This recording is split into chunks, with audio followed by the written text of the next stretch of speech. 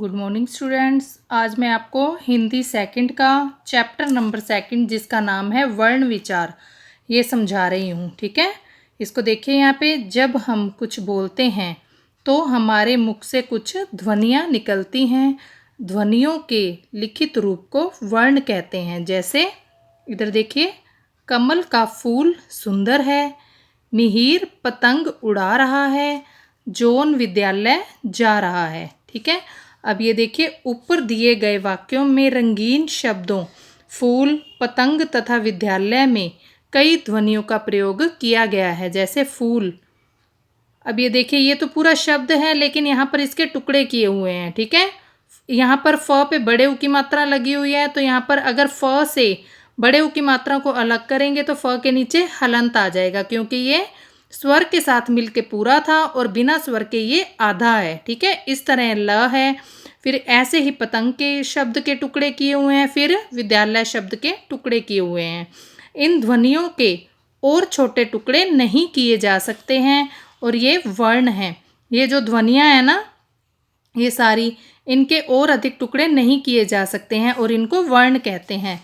अब आगे देखिए, वह छोटी से छोटी ध्वनि जिसके और टुकड़े नहीं किए जा सकते वर्ण कहलाती हैं। ठीक है, अब आगे है वर्णों के प्रकार। हिंदी वर्णमाला में दो प्रकार के वर्ण होते हैं, स्वर तथा व्यंजन। स्वर कौन से होते हैं? स्वतंत्र रूप से बोले जाने वाले वर्ण स्वर कहलाते हैं।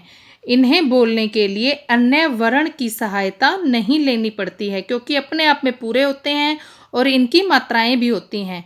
हिंदी भाषा में 11 स्वर होते हैं। कौन कौन से?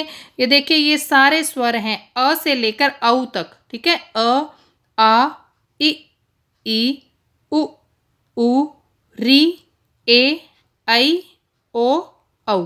ये सारे क्या हैं? ये स्वर हैं।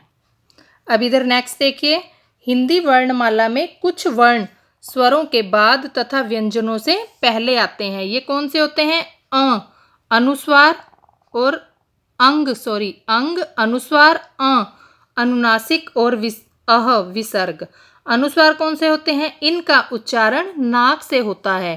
अंग का चिन्ह, अंग की बिंदी जो हम वर्ण के ऊपर लगाते हैं वो होता है, जैसे कंस, हंस, कंघा, मंदिर आदि। अनुनासिक कौन से होते हैं? इनका उच्चारण नाक और गले दोनों से होता है, जैसे अ का चिन्ह चांद बिंदु होता है, जैसे चांद, गांव, पांव आदि। फिर है विसर्ग, इसका उच्चारण ह की तरह होता है, अह का चिन्ह होता है, जैसे अतः, पुनः आदि। अब नेक्स्ट है हमारा व्यंजन। व्यंजन देखिए, जिन वर्णों का उच्चारण स्वतंत्र रूप से ना होकर स्वरों की सहायता से होता है वे व्यंजन कहलाते हैं। हिंदी वर्णमाला में 33 व्यंजन होते हैं। कौन कौन से? क, ख, ग, घ, अंग्य, च, छ, ज, झ, य, ट, ठ, ड, ढ, अण। इसके अलावा ये देखिए, ड के नीचे भी बिंदु है और ढ के नीचे भी। ठीक है, त, थ, द, ध, न, प, फ, ब, भ, म, य, र, ल, व, श, श, स, ह। ये क्या है? सारे ये व्यंजन है। अब नीचे देखिए, ड तथा ढ वर्णों के नीचे बिंदु लगाकर ये ड और ढ ध्वनियां बनती हैं। इन्हें भी व्यंजन के रूप में अपनाया जाता है। फिर है संयुक्त व्यंजन। एक से अधिक व्यंजनों से मिलकर बने व्यंजनों को संयुक्त व्यंजन कहते हैं। हिंदी में क्ष, त्र, ज्ञ तथा श्र संयुक्त व्यंजन है।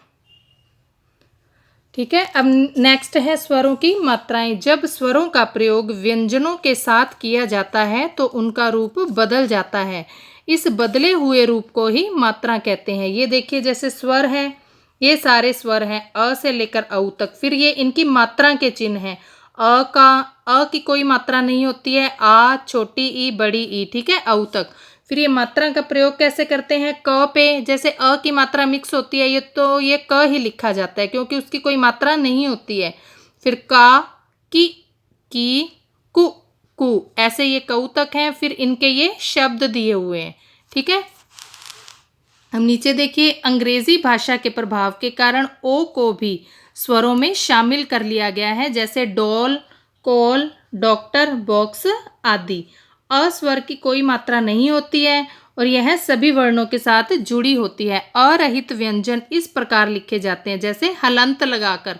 अगर हम ऐसे क को लिखेंगे तो ये पूरा होगा, अगर नीचे हलंत लग गया तो ये आधा हो जाएगा, ठीक है। इनके नीचे लगने वाली तिरछी रेखा हलंत कहलाती है। फिर है वर्णमाला। जब वर्णों को निश्चित क्रम में लिखा जाता है तो वर्णमाला की रचना होती है। हिंदी के समान प्रत्येक भाषा की अपनी वर्णमाला होती है। भाषा में वर्णों के व्यवस्थित क्रम में बंधे समूह को वर्णमाला कहते हैं। जैसे हम लिखते हैं ना क, ख, ग, फिर क के बाद च वाली लाइन, च के बाद ट वाली, तो ये क्या होती है? वर्णमाला होती है। अब नेक्स्ट देखिए, इसमें र में छोटे ऊ और बड़े ऊ की मात्रा किस प्रकार लगती है? र प्लस ऊ। ये र में छोटे ऊ और बड़े ऊ की मात्रा इसके पेट पे लगती है, पीछे की तरफ, ठीक है। ये देखिए, ये क्या बन गया? रुपया और ये रूप। फिर है र का प्रयोग विभिन्न रूपों में होता है, जैसे र से रथ, राम, हार। फिर है र, ये रेफ की मात्रा है वर्ण, सूर्य और धर्म।